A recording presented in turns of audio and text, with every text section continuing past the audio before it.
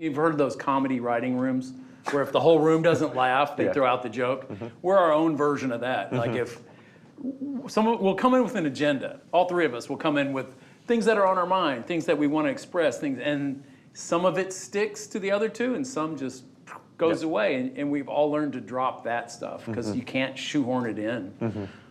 And then the dynamic too between them, and I wanted this for the very first film. The film before this, I'd made a very male film. Dazed and Confused kind of slants toward the young men. And I said, I really want to make one as much as possible that's male and female. That, you know, it's not from his point of view or her point of view.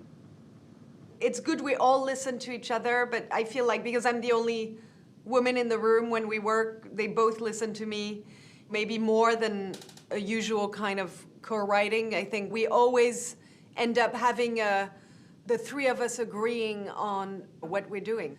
It's kind of a good balance to have three people because it's not two people arguing. It's been a really magical dynamic all three times. Sometimes it gets down to simple like details, word choices. I don't like that word. Couldn't it be this word? And sometimes it's super thematic.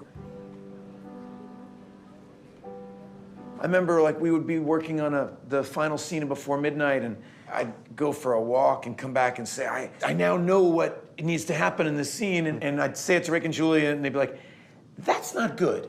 But you're right that something's wrong there. And I like that you are feeling that way because that means she could say that and they'll be like, oh yeah, that's what I meant.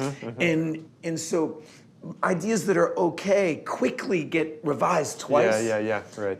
Or I particularly have a tendency to overwrite. And they're great to kind of come in and go, okay, let's cut the first 2 pages out of that and cut the last page. But that there's a You've done that where you actually handed me, here's like a ton of pages, just yeah. You know, editor.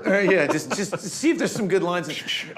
And you know, Julie, this really stems from your level of honesty all the time.